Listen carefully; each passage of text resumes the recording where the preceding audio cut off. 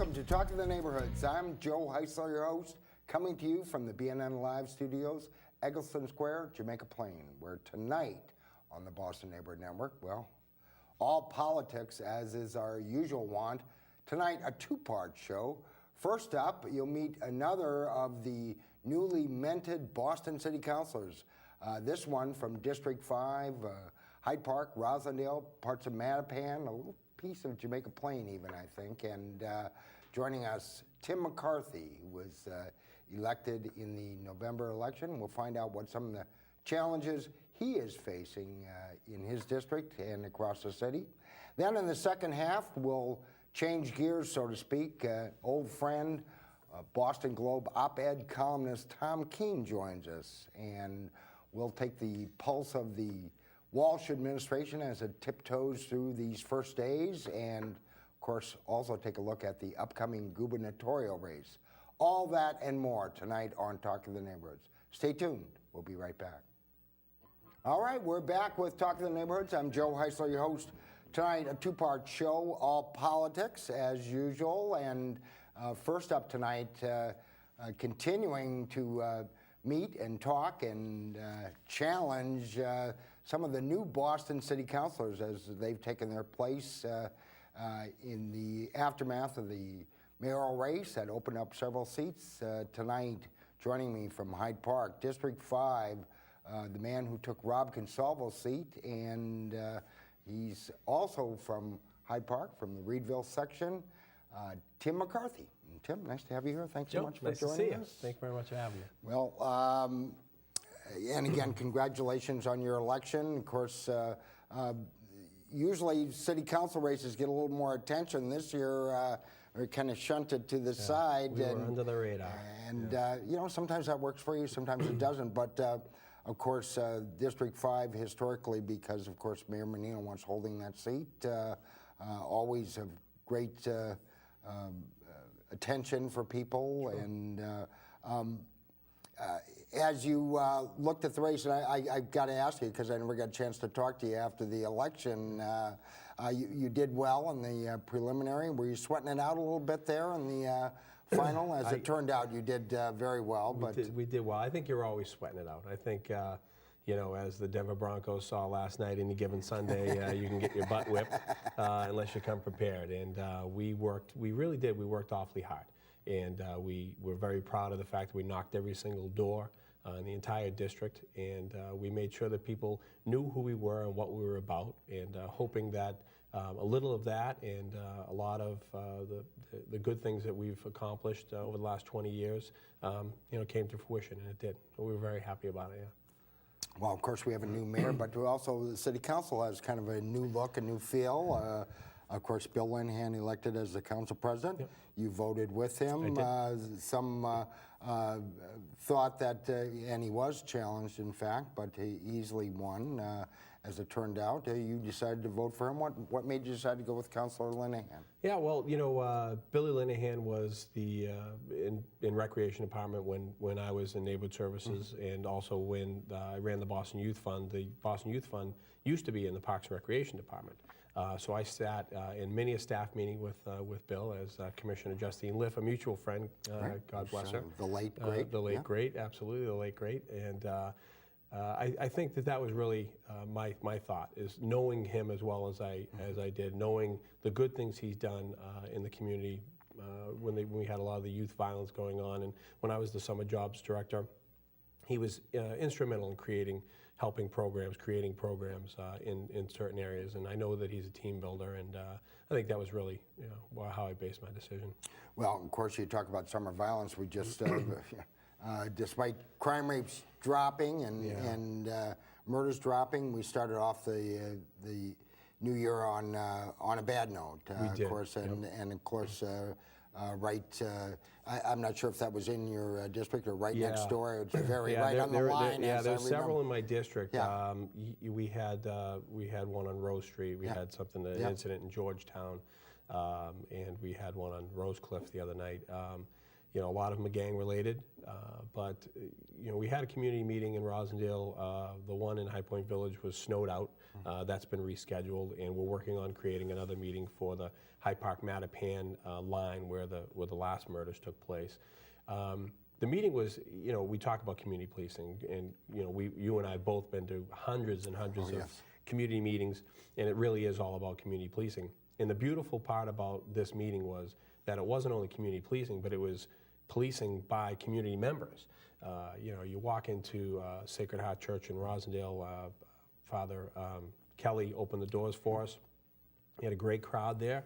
But the amazing part was you had, Deputy Nora Baston. I grew up playing hoop with Nora in High Park. Joe Gillespie, Captain Gillespie out of West Roxbury. This section of Rosendale is actually in his district. Right.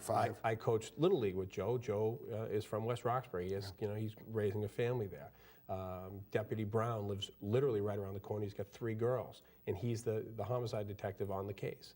So it made people feel really good that not only community policing is working, but it was community folks doing the community policing. And I think that's what it's all about. It's about the communication, making sure that people, again, we hammered this throughout the entire summer on the campaign, people need to look out their front doors and like what they see.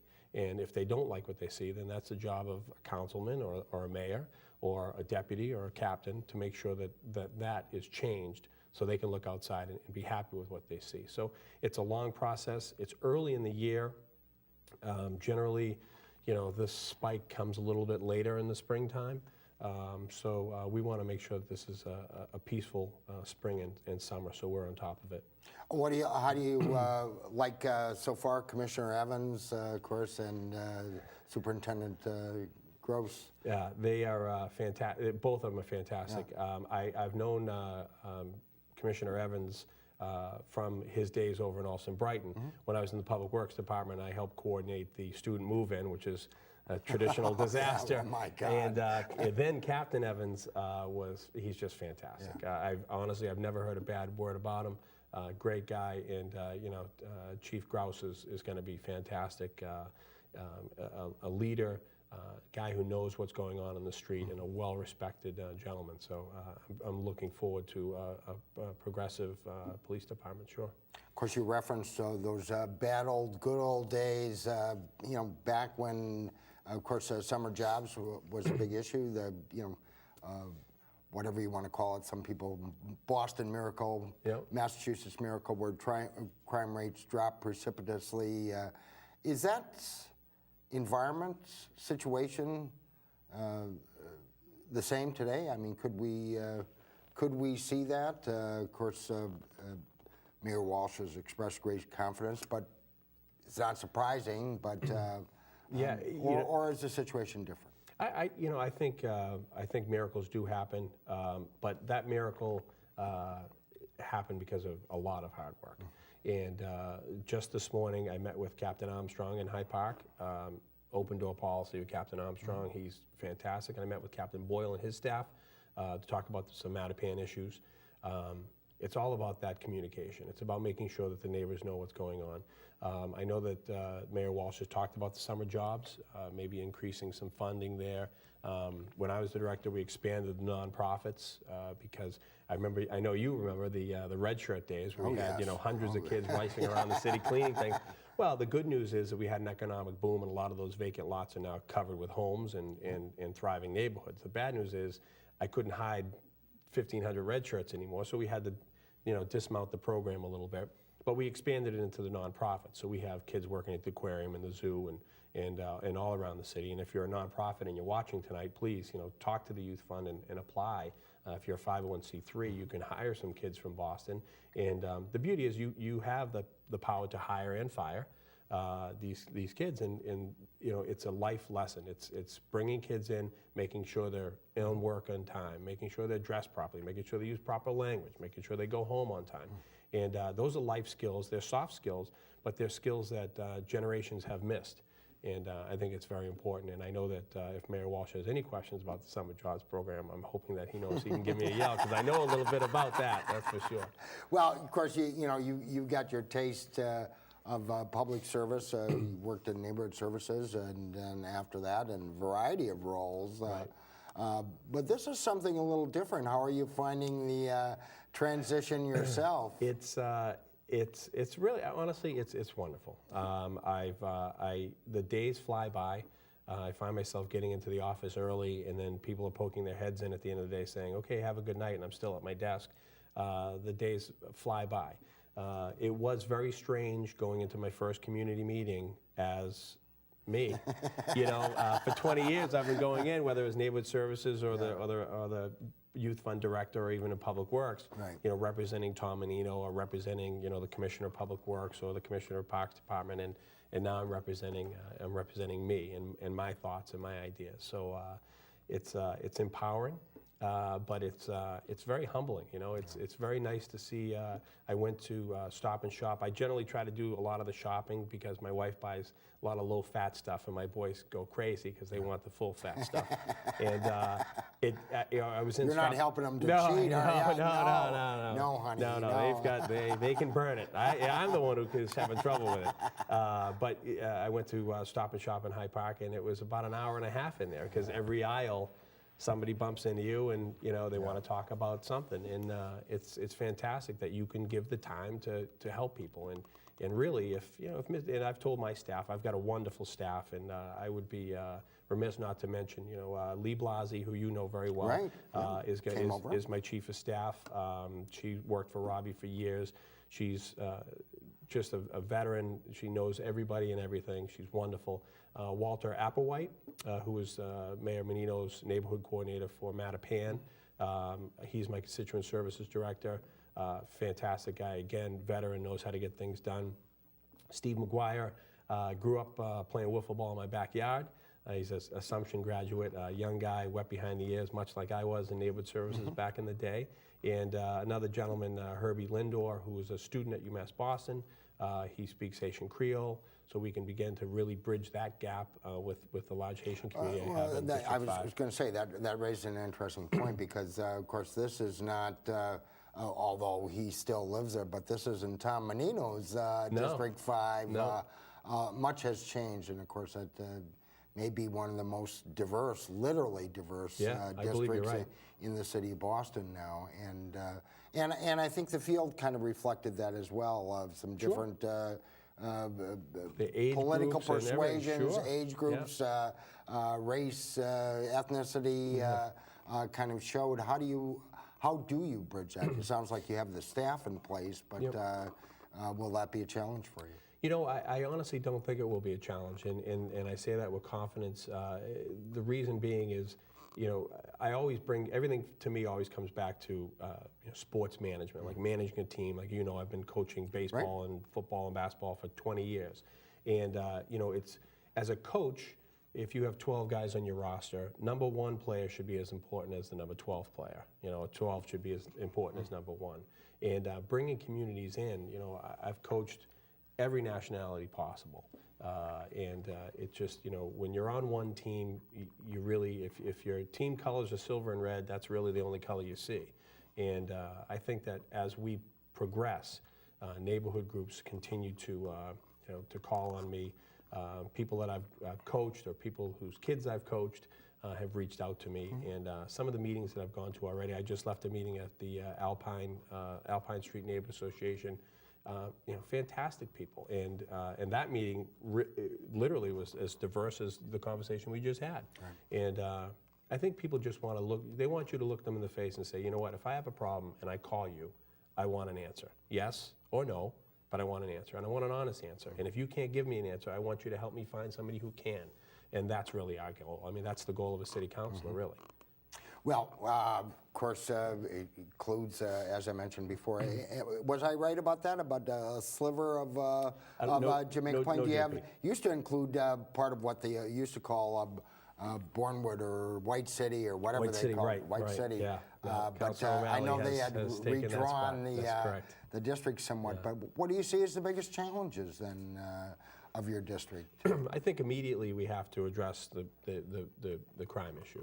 Clearly, that's scaring people, and we need to make sure that's quelled. So on a spring night, everybody can go out and have a nice walk or a jog or a bike ride, and not worry about what's going on in the neighborhood. That's clearly has pushed to the forefront. for me, District 5 has 3 Main Street business districts, you know. Mattapan, which is the youngest Main Street, the mayor crowned that just on the way out the door. Rosendale, which is the oldest, and Hyde Park, which is somewhere in the middle.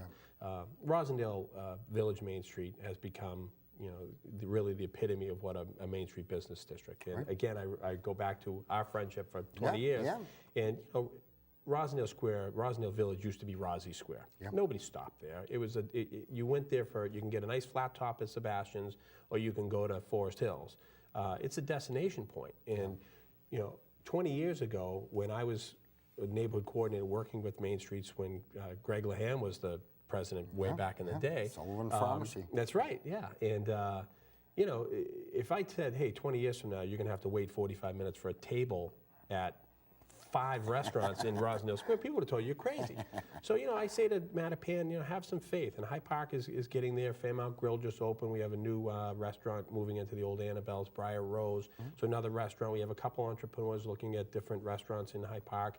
I'm certainly trying to bring people in. We've got some traffic issues in Hyde Park, traffic issues in Mattapan. We've got the substation issue in Rosendale.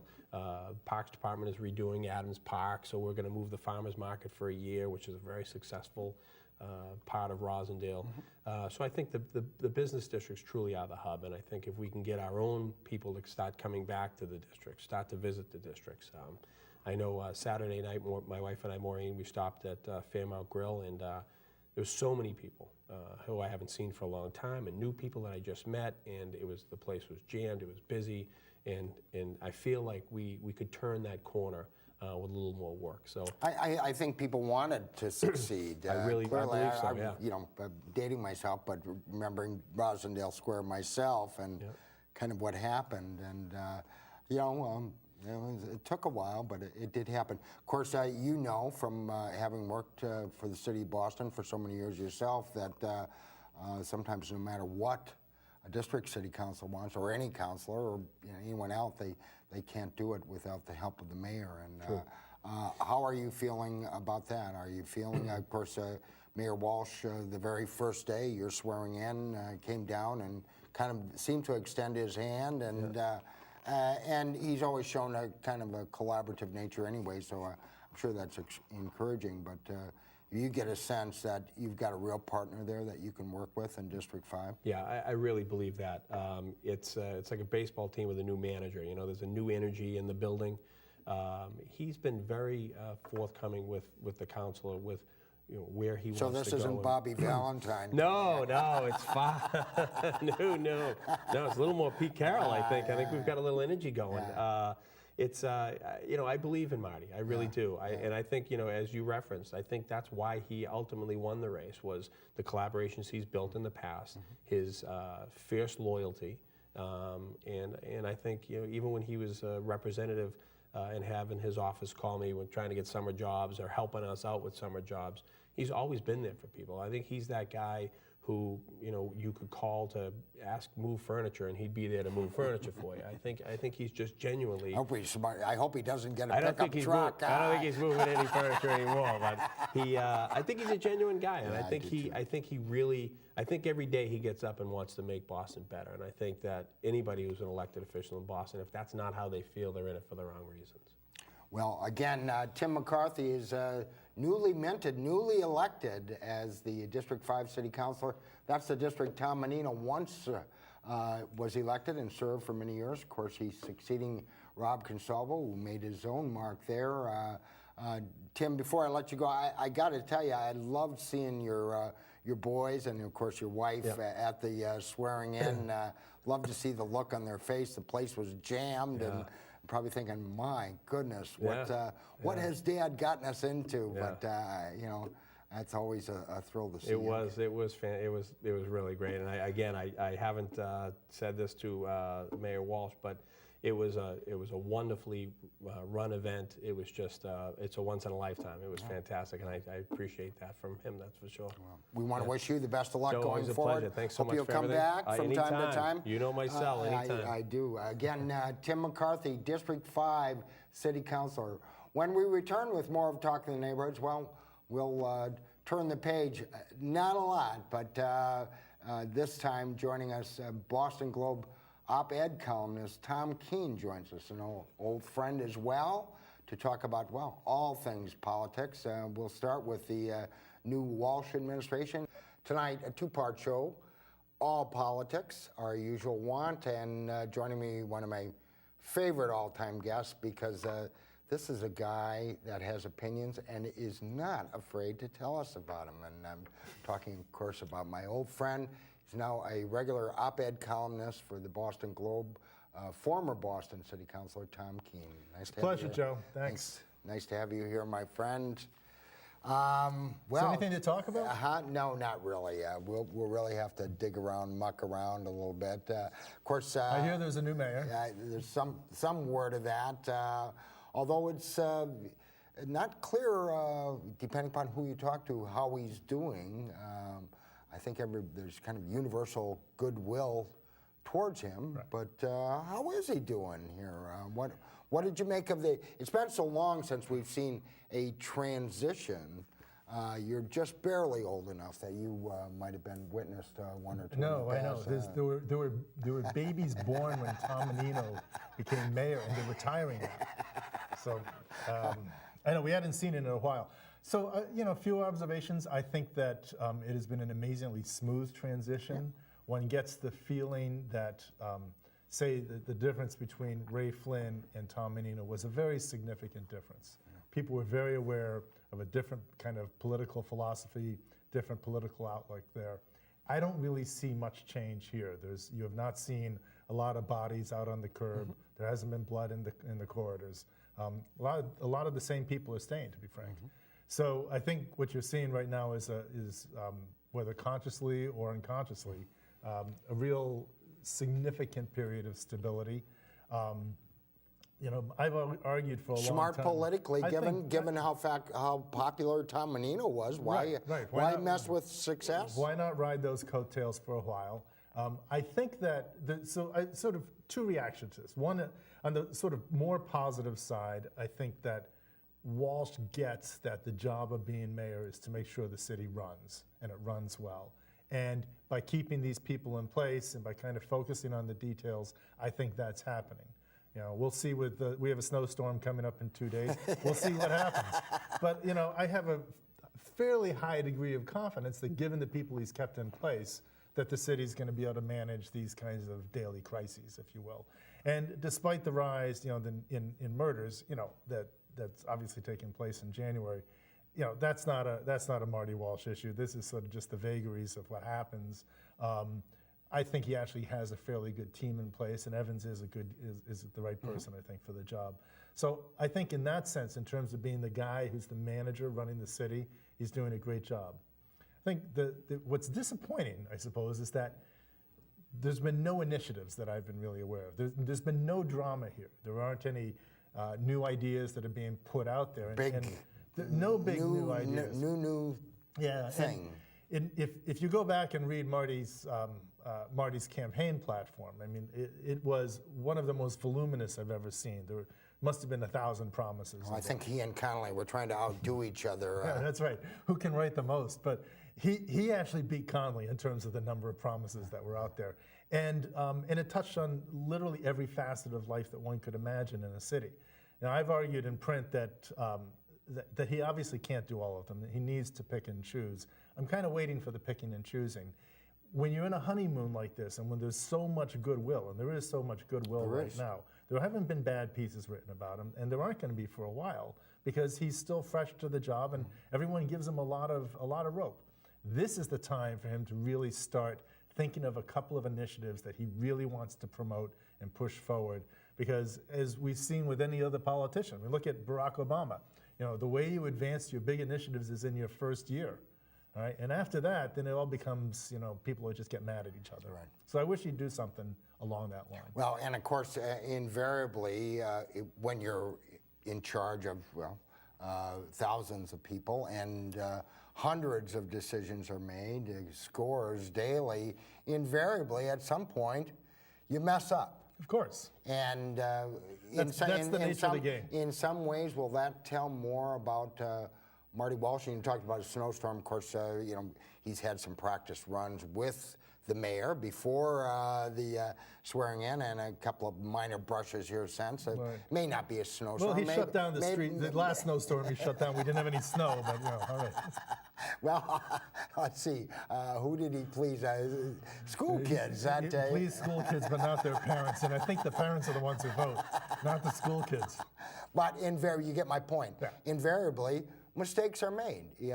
That's why they call them humans, right? And will we know more about him by how he reacts when he does finally make a mistake, or makes a big mistake? So I don't know if it's mistakes. I mean, although certainly mistakes do get made, and it's important as a politician to just fess up and say, yeah, I made a mistake, and here's what I should have done, and I'll do that next time. Show that you're capable. Chris of Christie. Chris Christie. Now, I mean, by the way, and if Chris Christie was telling the truth, and now we're having real doubts about that, he handled that completely correctly. I mean, he went out there and he fessed up and all that, and he unlike Richard Nixon, he didn't try to sort of hide the whole thing or engage in some sort of cover-up. I think the other problem that happens with someone who's a mayor, though, is not mistakes, but rather the notion that the decisions life in a city is a matter of balances. There's always people on different sides of an issue, and you're always going to anger someone with something that you do. If you approve a development, someone didn't want that development to happen. Right. Others wanted that development to happen. And so what you have to be is very, very adept in terms of understanding the mood of the people that are out there, how far you can go in one direction before you really get a significant backlash. And I think that's going to be the test of Walsh, his ability to really understand the diverse array of interests that are out there, and to be adept at knowing when to push and knowing not when to push. That was really Menino's forte, really, yes. Yeah, it really was. And the wonderful, or the fascinating thing about Menino is you could see him on occasion. I remember there was a situation with development that Suffolk University wanted to do on Beacon Hill. Menino was all in favor of it until all of a sudden it was quite clear that the politics would go in the other direction. And then it's like, what development? Of course we're not going to do.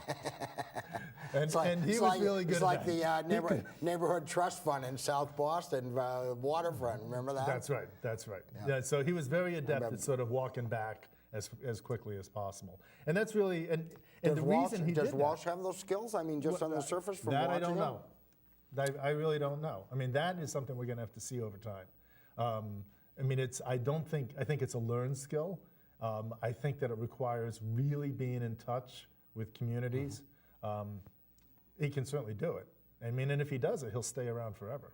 Well, here's a I don't know if this is a perfect example, but of course you probably saw, and maybe you're about to write about it. I wouldn't be surprised that the rally to reinstate the fired school bus union leaders that were fired after the Wildcat strike that took place in October, of course, fired by the company that was hired by the city to run the school buses.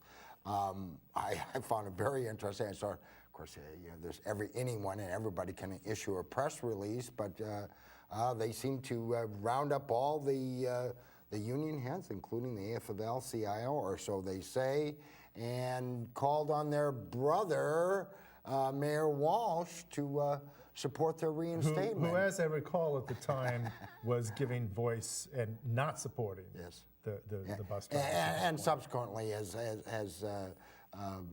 indicated as much as well. But does he continuously get put in that spot? Of course. Is he under the spotlight on that particular issue? Right. And I mean, this was during the campaign. This was the big issue during the campaign, that he was too close to unions, and that when he still has something to prove here, right, though? if he were to become mayor, he all of a sudden, he's the manager. He's now the boss, and they're working for him, and he really has to understand that he sits on a different side of the table here. We'll see what happens with this. I mean, this is a good first test in terms of the bus drivers. I think he's going to pass this particular test. I mean, I don't know how. A no-brainer. It is kind of a no-brainer. Some people would say. Again, Tom Keane is an op-ed columnist for the Boston Globe, a successful businessman, former Boston City Councilor, here tonight on Talking the Neighborhoods as we mull all things political. I got to ask you one last question about the election. Did Marty Walsh win that race? And of course he did. Or did John Connolly lose that race? Well, I hate to sound so even-handed here, but it was really both. Yeah. I mean, I do think that coming out of the primary, it seemed to me that Connolly really had an advantage. His numbers were very strong across the city, and I really thought that he should have been able to basically penetrate down and have the win there. It did seem as if, however, immediately afterwards, the initiative shifted over to Marty Walsh. And so while Connolly kind of appeared to be laying back and maybe playing sort of a Rose Garden strategy here, even though he wasn't in office, Marty Walsh really was aggressive. And he was able to go after some particular constituency groups out there, you know, people who are recovering, say, from addiction and alcohol abuse, and really pull them together. And I think that initiative is what carried it for him. I mean, he was just a much stronger campaigner, was out there making his case more aggressively, and ultimately and was able to go past John Connolly. Do you see any, and we'll really shift gears here now, do you see anybody in the Democratic field like that that's going to kind of surprise you? That We talking about the governor's race? The governor's race, of course. There's five announced candidates, Republicans and some independents as well, which is a whole nother matter. But in the Democratic gubernatorial race, are there anybody that's that you see there that might surprise and might kind of catch people's fancy? I'll say that they're all five pretty interesting candidates. I mean, obviously, you know, the Attorney General has the best name recognition out there. And if you look at the early matchups of her versus Charlie Baker, she ends up winning. Steve Grossman, who's the treasurer, probably is second in terms of name recognition.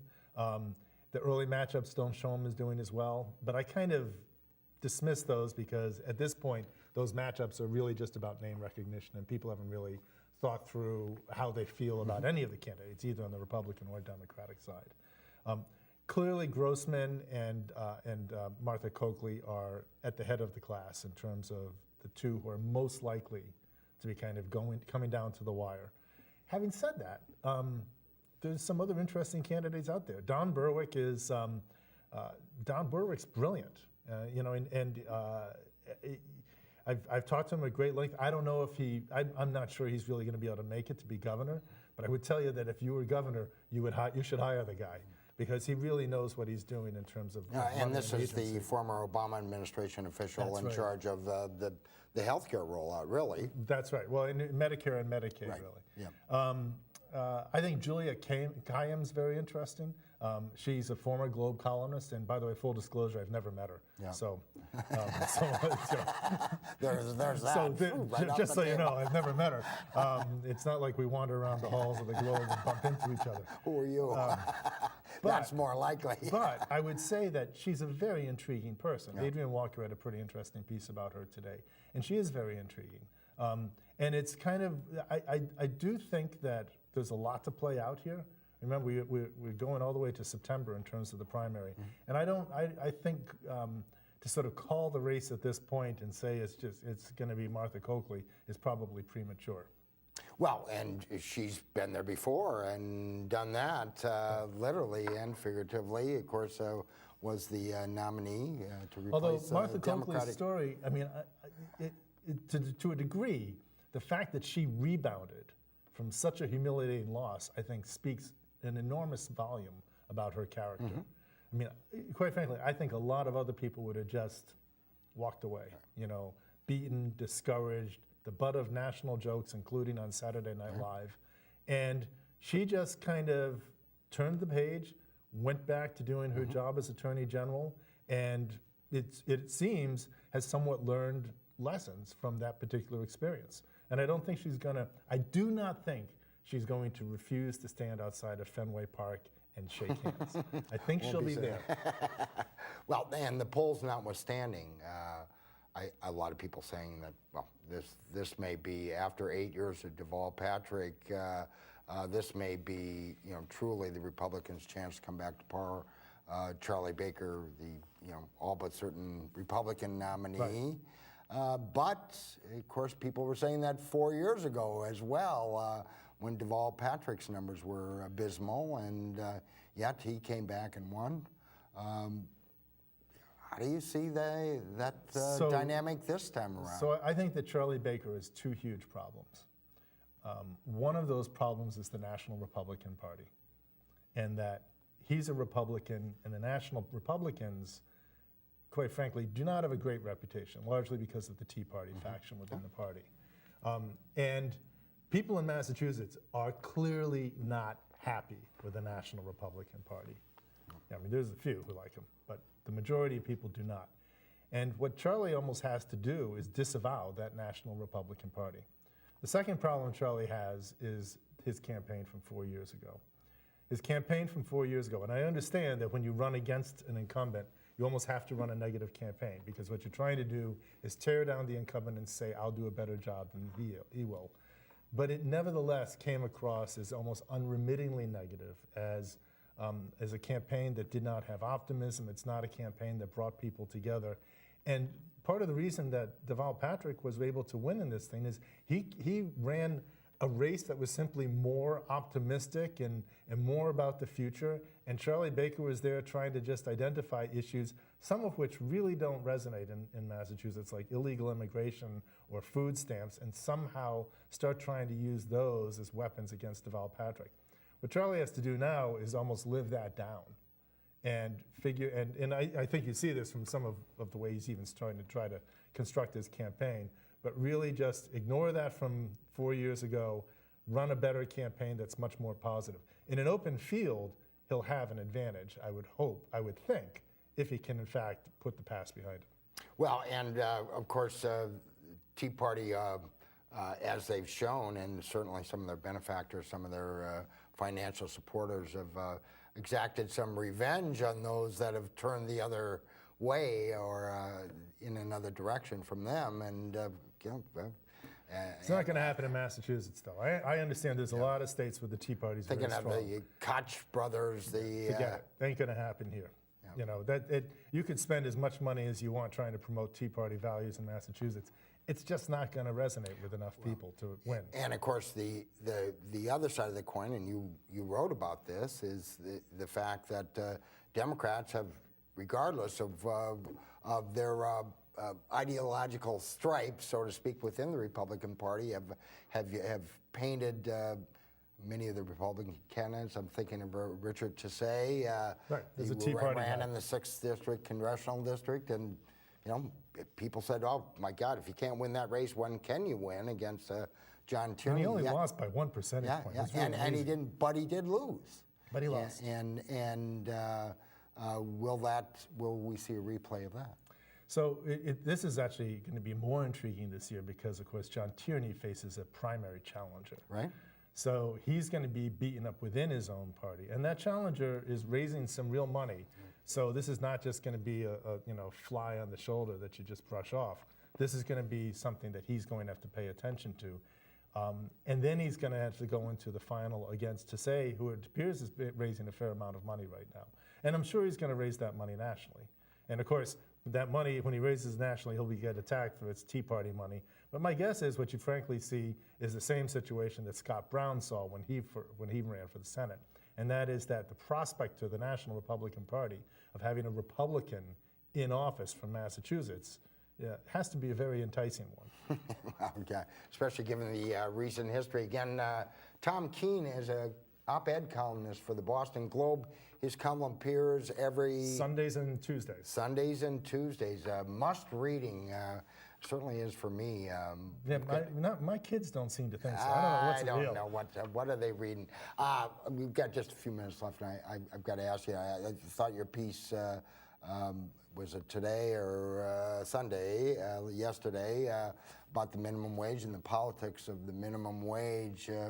Very interesting. And yeah, so the minimum wage, as you know, in the State of the Union speech, Obama very much focused on the troubles of the middle class, right, and the perception that the middle class is declining, the perception of people that they are no longer part of the middle class, as well as sort of the widening gulf of inequality, which arguably are two different issues, but nevertheless they get joined together. And he talks about a variety of things to try to address that, but the most concrete and immediate is an increase in the minimum wage. Minimum wage right now, I think, is $7.25.